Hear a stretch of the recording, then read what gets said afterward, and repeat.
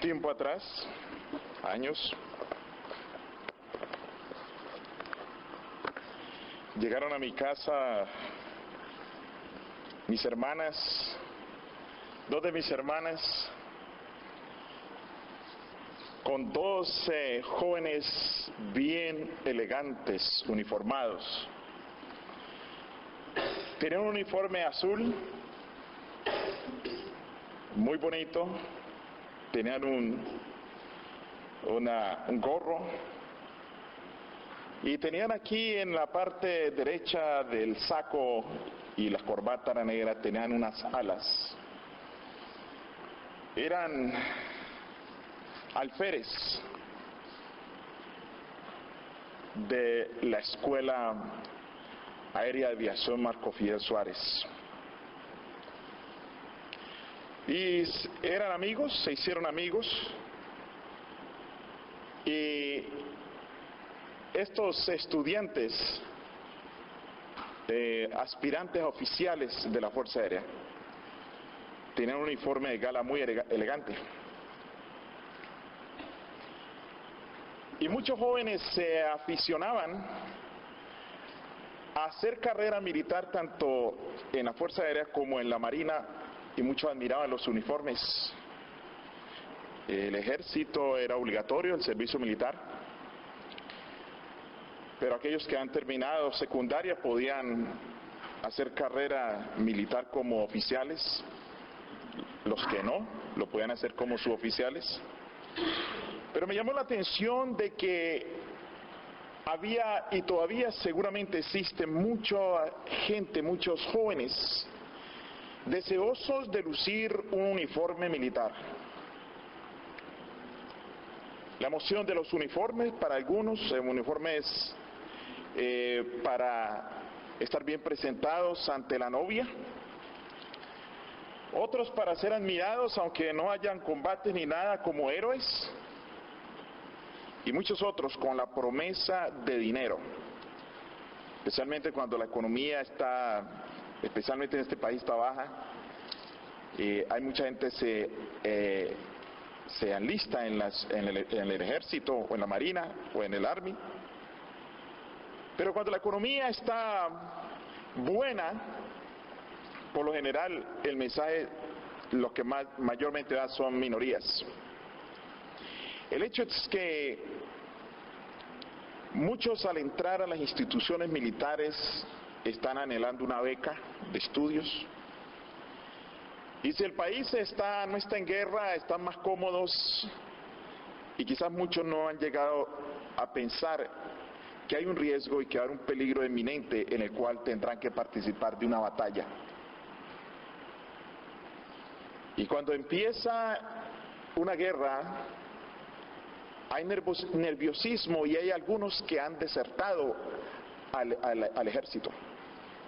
Hay el caso de dos personas que están asilados en Canadá, que se fueron para allá, militares, porque no quieren ir a Irak.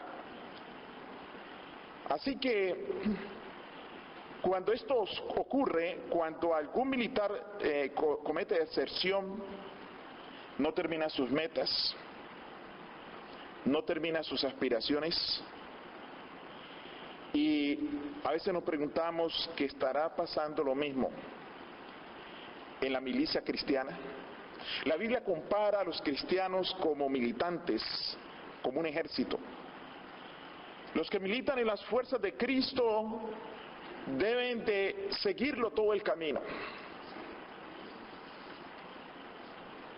Y la pregunta que nos hacemos al haber aceptado a Jesús y haber ser soldados de Jesús es: ¿cómo podemos seguir a Jesús todo el camino? ¿Cómo podemos seguirlo hasta el final? El apóstol Pablo le recomendó, le aconsejó a Timoteo en 2 de Timoteo, capítulo 2, versículo 3 al 4. Le dice a este joven militante del evangelio: tú pues sufre penalidades como buen soldado de Jesucristo. Y le aconseja: ninguno que milita se enreda en los negocios de la vida, a fin de agradar a aquel que lo tomó por soldado. Es decir, que el que está militando no se enreda en negocios de la vida, en otras palabras, no pone otras cosas como prioridad a fin de agradar a aquel que lo tomó por soldado. Jesús podía vislumbrar y sentir que muchos le seguirían, pero se devolverían, se echarían atrás. Y él en Lucas capítulo 14, 25, dice allí, grandes multitudes iban con él, y al ver Jesús estas grandes multitudes que lo seguían, se volvió y les dijo, si alguno viene a mí y no aborrece a su padre y madre y mujer, e hijos y hermanos y hermanas, y también su propia vida, no puede ser mi discípulo. Grandes multitudes seguían a Jesús. Y esto le llamó la atención a Jesús. Y pensando que no lo seguirían todo el camino, les dice lo que cuesta seguirlo a él y qué pasos deben de tomarse. Y cuando se lee este versículo de aborrecer, lo primero que viene a la mente es, ¿cómo es posible que Dios me pida que aborrezca a mi familia, a mi madre, a mi mujer, a mis hijos? ¿Será que hay una contradicción? ¿Se contradice la palabra de Dios? Porque la palabra de Dios dice que hay que ser buen esposo, amar la esposa, amar los hijos, amar la familia. No, la Biblia no se contradice. El contexto aquí, lo que está hablando Jesús, es lo que cuesta seguirle. Jesús aquí se está refiriendo a prioridades. Está enseñándoles que Dios es primero y que Dios está por encima de todo. Nuestro sentimiento y nuestro amor hacia Dios debe ser tan grande que cuando lo comparamos con nuestro sentimiento a nuestros seres queridos, es tan pequeñito en comparación a cómo vamos a dar a Dios que parece que fuera aborrecimiento. El versículo 27 dice, y el que no lleva su cruz y viene en pos de mí, no puede ser mi discípulo. Si viviéramos en la época en que Jesús dijo esto, podríamos entender lo que podría ser una gran ofensa a los judíos. Porque esta multitud de los primeros seguidores de Jesús y discípulos y los apóstoles eran judíos. Y esta multitud que seguía a Jesús era una multitud de judíos, para los cuales la cruz era una abominación. Era una ofensa decirle a un judío que tenía cruz y que tenía que cargarla. Era una ofensa. Por eso cuando querían castigar a un judío lo crucificaban, para que tuviera cuando iban a matar a un ladrón, a un delincuente, la peor ofensa era colgarlo de un madero. La misma Biblia dice, maldito el que es colgado de un madero. Ahora les dice que tomen su cruz. Pero, aunque algunos pudieron haberse sentido ofendidos porque estaban detrás de Jesús para hacerlo rey. Esa grande multitud lo veían como el Salvador de Israel contra el Imperio Romano. Lo seguían para hacerlo rey. Este va a ser nuestro rey, este va a ser nuestro líder. Sí, él puede armar un ejército e ir contra el emperador romano y contra el ejército romano. Y vamos a ganar, porque si matan a algunos, si hieren a algunos, él los resucita, él los cura. No necesitamos ya provisiones a ese campo de batalla. Un poco de comida y él la multiplica. Va a hacer milagros. Este debe ser nuestro rey. Y ahora Jesús les dice que deben llevar una cruz. Ahora, ¿qué significa la cruz? La cruz, de la cual Jesús está hablando aquí es un símbolo. Y la cruz para el cristiano es un símbolo de las aflicciones y de las dificultades que surgen como producto de haber aceptado a Jesús. Nadie puede decir, oh, yo tengo una cruz. Hermana, ¿cuál es su cruz? No, mi cruz es una enfermedad que tengo y llevo esta enfermedad. Bueno, los impíos también pueden tener una enfermedad y ellos no pueden decir que llevan una cruz. O si alguien dice, mi cruz es que gano poco trabajo y es mi estado económico. Bueno, en el mundo también hay gente que tiene mala situación económica, entonces ellos se llevan también una cruz. No, en el contexto cristiano, la cruz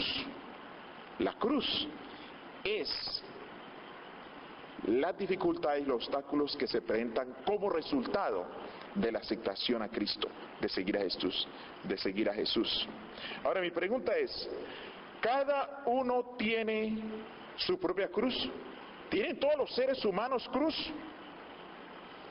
Como decía antes, unos no tienen cruz, porque no están siguiendo a Jesús.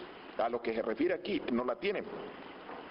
Otros sí tienen cruz, porque han aceptado a Jesús y en la vida cristiana, como consecuencia de aceptar al Señor, empiezan a tener dificultades. Ahora otra pregunta, ¿son todas las cruces de la misma calidad? La respuesta es no. Unas son de material falso. Por lo tanto, esa cruz es una cruz falsa. La cruz de material falso son los sufrimientos no justificados, productos del egoísmo y del orgullo. Esas son cruces falsas. Por ejemplo, que alguien esté atormentado porque no le gusta a tal persona y no le gusta. Eso no es una cruz. Eso es producto del egoísmo. Y hay cruces que tienen material auténtico. Esas cruces son cruces reales, que son las cruces que significan las aflicciones reales, sobre las cuales nosotros no tenemos control. Porque una persona puede sufrir. Por ejemplo, hay gente que sufre porque el vecino tiene un carro más bonito que el de él y no puede comprar uno así.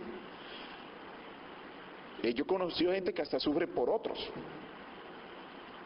Yo estaba en una iglesia donde había una hermana que ella consideraba que ella recibía inspiración y ella era la que quería hacer parejas entre los jóvenes. Ella decía, tal señorita debe ser para tal joven y tal joven para tal señorita. Y si alguno que ella no tenía, que no pensaba que iba a ir con otro, se hacía novio, ella sufría. Y ella escogía, ella pensaba que tenía que escoger parejas. Déjeme decirle que yo estaba soltero, hasta me escogí una bien fea a mí. Hasta me escogió una a mí. Y ella sufría. Y bueno, conmigo sufrió porque yo no le hice caso. Y sufría, y hay personas que sufren de tal joven con tal señorita, y hay gente que sufre por la decisión de otro. Esas cruces no son auténticas.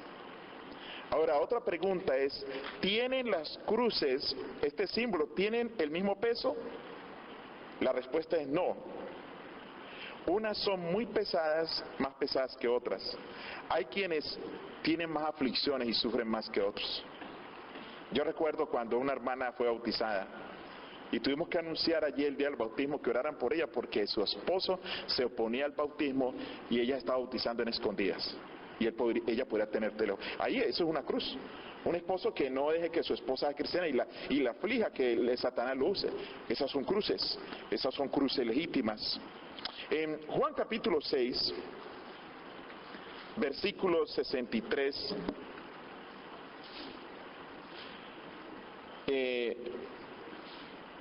Jesús explica que cuando nosotros venimos a Él, verdaderamente es porque el Espíritu Santo nos está trayendo. Juan capítulo 6, versículo 63, el Espíritu es el que da vida, la carne para nada aprovecha. Las palabras que yo os he hablado son espíritu y son vida. Pero hay algunos de vosotros que no creen, porque Jesús sabía desde el principio quiénes eran los que no creían y quién lo había de entregar.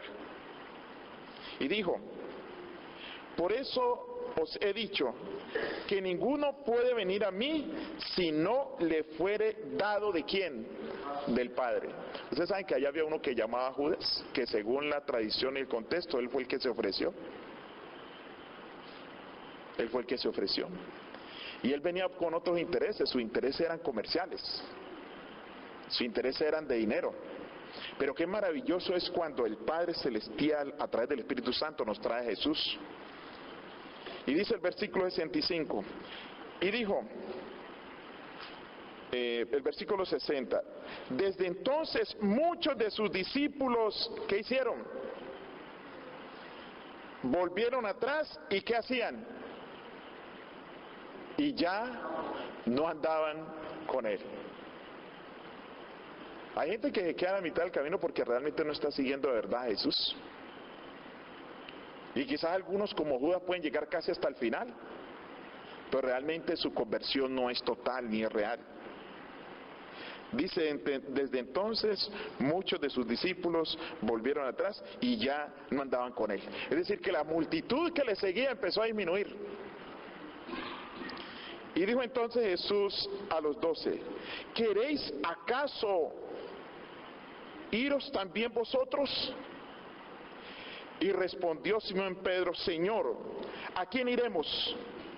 Tú tienes palabras de vida eterna, y nosotros hemos creído y conocemos que tú eres el Cristo, el Hijo del Dios viviente. Hermanos, cuando nosotros pensamos en Cristo, el Hijo del Dios viviente, y entendemos lo que es Cristo, entendemos lo que es la encarnación, lo que es tener un Salvador como Cristo, nosotros siempre vamos a andar llenos de gozo y de paz, y firmes y llenos de fortaleza. Porque el enemigo podrá tratar de molestar y pero no puede con el Señor. Dios es más poderoso. Jesús les respondió, no os he escogido yo a vosotros, los 12, y uno de vosotros es ¿qué? Es diablo. Oiga, una vez me dijeron que la palabra, no sé en qué contexto, que decir diablo era como malo para los dominicanos. ¿Es así? Que decir diablo, o que no sé, que alguien esté como asustado y diga diablo, como que lo toman a mal. Pero realmente el Señor Jesús le hace un pronunciamiento a Judas. Hermanos, Jesús tenía una autoridad tan grande. Y yo les voy a decir una cosa, hermanos. Yo le doy gracias a Jesús porque tenía autoridad y Jesús no se ponía a decir, si digo esto, si digo la verdad, la gente me va a venir encima. No, no, no. Jesús dijo claramente, hay uno que es diablo. Jesús llamaba el pecado por su nombre. Hay gente que quiere que anden, especialmente, por ejemplo, cuando uno tiene la profesión como pastor, y a veces, mira que no digas esto así porque la gente, entonces hay que ocultar la verdad, porque la gente se va a disgustar. Pero Jesús dijo así. Ahora dice el versículo 71, hablaba de Judas Iscariote, hijo de Simón. Entonces, de Simón, porque este era el que lo había de entregar y era uno de ellos. Mis hermanos, volviendo nosotros al capítulo que estábamos leyendo antes, Jesús en Lucas capítulo 2, aquí vemos nosotros que es el Espíritu de Dios que trae a aquellos que cargan la verdadera cruz. En el versículo 28, Jesús de Lucas 14 dice, porque ¿quién de vosotros queriendo edificar una torre no se sienta primero y calcula los gastos a ver si tiene lo que necesita para acabarla? En la vida cristiana hay que hacer presupuesto. El que desea ser feliz en la vida cristiana, que llega a tener gozo y ser victorioso, tiene que estar con Jesús. Tiene que invertir en lo espiritual para andar firme. Y Jesús dijo que ¿quién va a hacer una torre si no hace cuentas, si tiene con qué hacerla? No sea, dice el versículo 29, no sea que después de que haya puesto los cimientos y no pueda acabarla, todos los que vean comiencen a hacer burla de él, diciendo, este hombre comenzó a edificar y ¿qué? Y no pudo acabar. Cuando ustedes vean una persona que se bautiza y que deja la iglesia, fue porque no invirtió tiempo en Cristo Jesús. Cuando usted ve a una persona que está en la iglesia y que tiene problemas, causa problemas y tiene problemas, es porque no pasa tiempo con Jesús. Porque los frutos de pasar tiempo con Jesús se manifiestan. Hay que invertir en Jesús si queremos nosotros edificar un carácter. como este que aquí en nombre de Jesús dijo que ese que quería edificar no tenía qué, no invirtió. Y dice el versículo 30, bueno, dice, sí, el versículo 30 dice que este hombre empezó a edificar y no pudo. Significa que nosotros debemos de tener un buen presupuesto espiritual. Un buen presupuesto espiritual es necesario. Nosotros, para vivir una vida cristiana saludable, necesitamos inversiones. Voy a hablarlo desde el punto de vista financiero. Necesitamos inversiones. Necesitamos invertir en Jesús. Y cuando una persona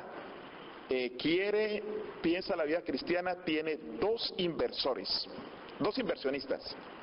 Hay dos inversionistas que andan detrás de nosotros.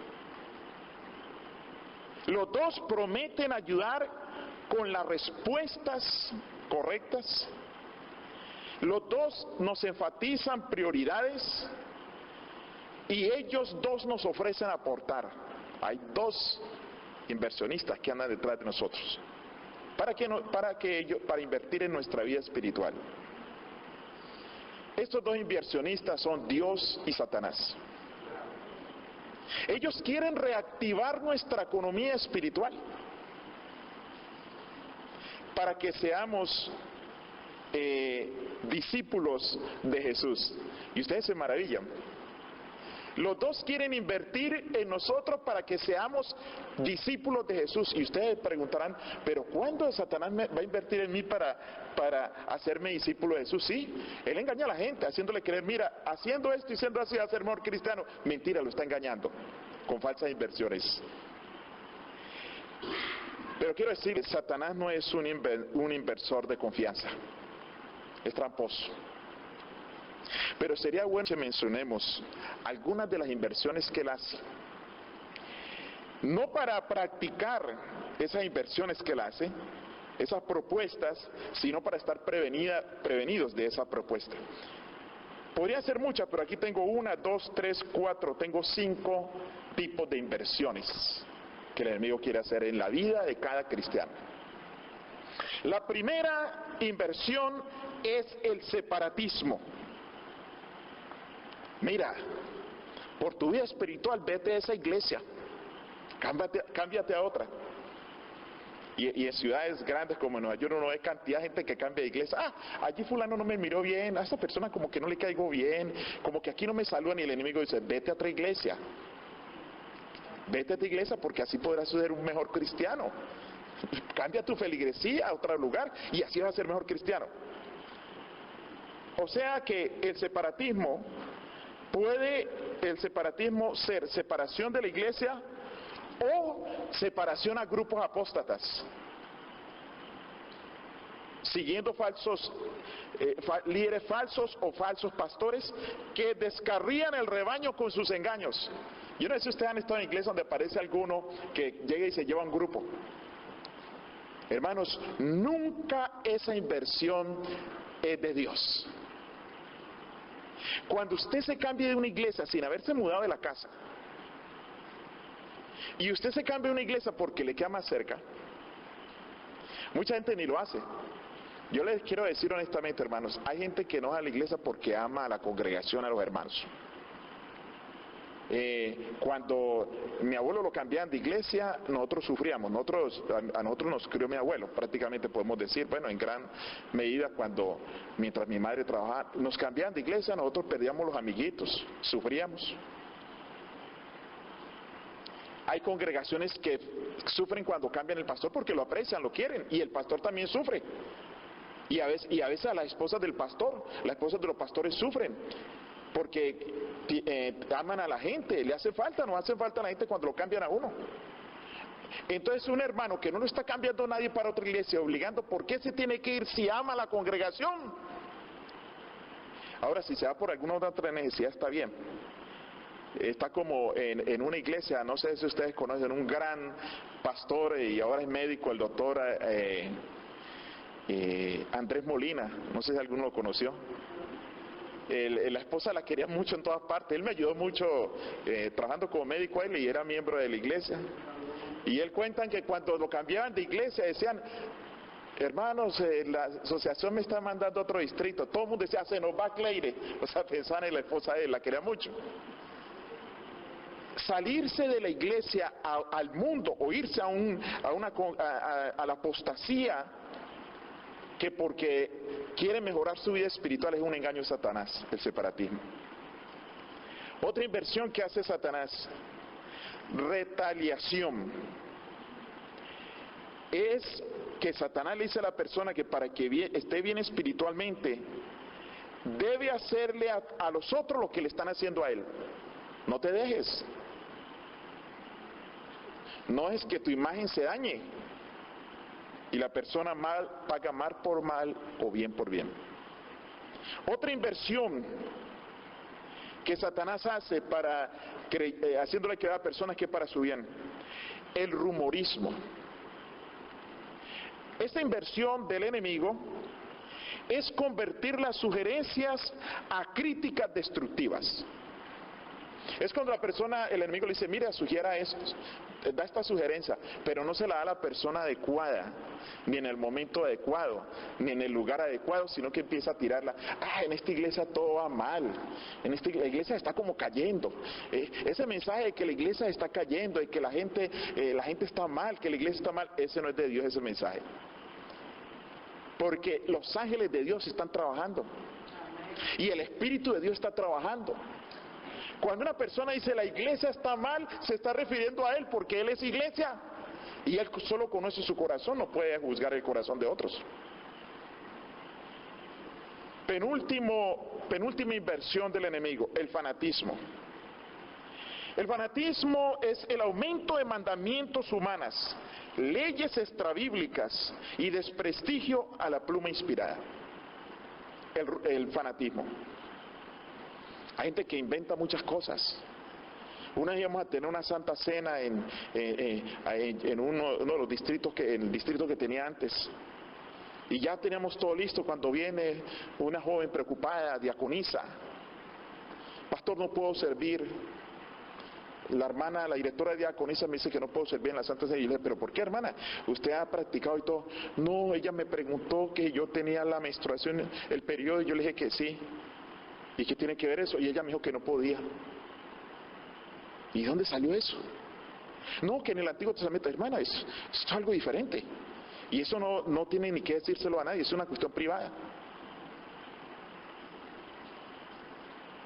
En Nueva York, un señor no tocaba a la esposa ni le daba beso porque se daba cuenta. Hermano, ¿de dónde sacan malinterpretación de las Escrituras, fanatismo? Hay gente que es tan fanática que si ve a un cristiano sonriente y alegre, dicen que está en pecado, porque el cristiano tiene que andar con una cara bien larga y enojada. Y hay gente que inventa reglamentos. En la época de Jesús se calcula que había 630 leyes inventadas de los fariseos.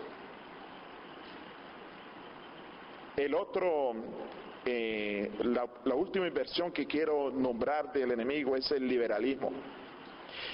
Es una indiferencia total a los conceptos bíblicos y a la pluma inspirada respecto al culto y la indumentaria. La persona va al culto, va con lo primero que se pueda poner. Hay que ir con lo mejor a ver al Señor. Así como si nos da una cita el presidente, nosotros vamos bien arregladitos. O sea, los solteros, si tiene una cita por primera vez con alguna dama, ¿cómo se van? Bien perfumados, bien arreglados, lo mejor.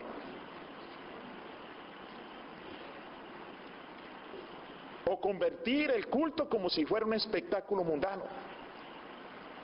Una vez fui a una campaña evangelística de un predicador conocido de nuestra iglesia y cuando estuve allá le dijeron a las personas que estaban arreglando, era un auditorio famoso en Nueva York, y cuando estaba cantando una cantante que fue con el predicador, empezó a salir humo. El espectáculo fue similar a cualquier espectáculo del mundo. A veces el liberalismo es una de las inversiones de Satanás. Hagan esto, hay que tratar de entretener a los jóvenes para que no sean de la iglesia. Pero cuando no tengan entretenimiento, entonces se van a ir. En lugar de entretenerlos, hay que ganarlos para Cristo. Hay que ganarlos para Cristo. Ahora, ¿qué tipo de inversión ofrece Jesús? En Mateo capítulo 11, versículo 29 y 30 está la inversión que da Jesús. Después de que la persona prueba todo ese tipo de cosas y la persona tiene una cruz, Jesús le dice en Mateo 11, 29, dice: llevad mi yugo sobre vosotros y aprended de mí, que soy manso y humilde de corazón, y hallaréis descanso para vuestras almas, porque mi yugo es fácil y ligera mi carga. Qué maravillosa inversión de Jesús. Mi yugo. Ustedes saben que una persona llega cansada donde Jesús: Señor, y el Señor: venga los que estén cansados y cargados, que les voy a poner otra carga encima. Así es como dice allí. Llevad mi yugo, porque dice en el 28: venid a mí todos los que estéis cargados y cansados, que yo os haré descansar. Ahora, ¿de qué manera Jesús se hace descansar a los que están cargados y cansados? Poniéndole otra carga encima. ¿Y cuál es esa carga? El yugo. ¿Y cómo funciona lo del yugo? Bueno, en la antigüedad, en los molinos y también en el arado, cuando no eran tractores, le ponían un yugo encima a dos bueyes, iban con el yugo, y los dos iban dando vuelta en el molino o arando. No se podían separar y tienen ese yugo. Usted sabe lo que es uno estar así, que le pongan el yugo y que el que está al lado sea Jesús, el yugo de Jesús. Va a andar con Jesús para todo lado. Y con Jesús es maravilloso andar. Ninguna carga, la carga es ligera cuando está con Jesús. Por eso dice aquí: llevad mi yugo sobre vosotros. Y cuando dice porque aprended de mí, que soy manso y humilde de corazón, y hallaréis descanso para vuestras almas. Y luego dice el 30: porque mi yugo es fácil, o sea que no talla. Ustedes saben que a veces uno carga cosas, la gente que carga cosas y no se pone aquí una almohadilla o algo, le pela el hombro, pero el yugo de Jesús no talla. Y dice: y ligera mi carga. La palabra ligera que usa aquí el griego es la palabra krestos. No significa solo algo liviano, sino que krestos significa aquí que es algo agradable de llevar. El yugo de Jesús es agradable. La inversión de Jesús es lo mejor. Mansedumbre, humildad, abnegación son palabras claves en esta propuesta. Palabras impopulares para el mundo de hoy. Vaya, háblele usted de mansedumbre, humildad a alguien en psicología, a la gente, los grandes consejeros nunca hablan de mansedumbre, ni humildad, ni abnegación. El psicólogo o consejero que tenga eso en su mente porque conoce a Cristo y tiene la solución, que es Cristo. A los niños nunca les dicen que sean abnegados, sino que ellos pueden hacerlo todo, tenerlo todo. No hay abnegación es renunciar. Estas palabras son impopulares. El manso no se ofende. O sea que si llegó un manso a un lugar y dijeron algo que no le gustó, él no va a tener carga porque no se ofende. Pero si no es manso va a estar: uy, lo que me dijeron. El abnegado tampoco se ofende. El abnegado no tiene el trabajo de sacarse espinas. Yo la otra vez una hermana dijo: pastor, tengo una espina con esta hermana, pero yo esta espina me la tengo que sacar. Y yo le dije: ¿cómo se la va a sacar? No, cuando le diga a ella su poco. Entonces andaba ¿con qué? Con una cruz falsa. Esa no es una cruz ni es una carga legítima, pero si lleva a Cristo, Cristo la pone mansa y humilde, ya no tiene que andar con esa carga de sacarse una espina. El humilde da pasos que otros no dan. Esto solo se aprende de Jesús. Pero hermanos, hay algo difícil, y es determinar quién es humilde.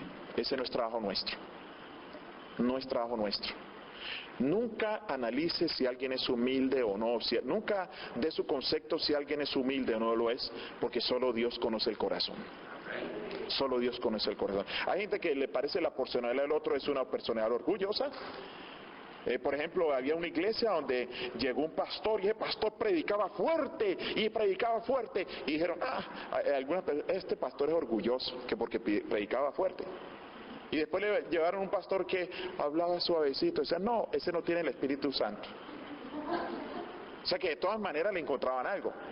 Nosotros debemos de fijarnos en nuestro carácter y mirarnos al espejo de Jesús, que es Jesús. No podemos determinar quién es humilde ni quién es orgulloso. Nadie puede decir yo soy humilde. El que dice gracias a Dios que soy humilde, ya como que anda mal. Debemos de pedirle al Señor, humillarnos a Él, para que Él nos ayude a construir nuestro carácter. Y si nosotros tenemos una relación estrecha con Jesús y tenemos el yugo de Jesús y andamos con Jesús al lado, nosotros podemos seguirlo todo el camino. Dios quiera que nuestra vida esté consagrada siempre al Señor Jesús. Que Dios les bendiga.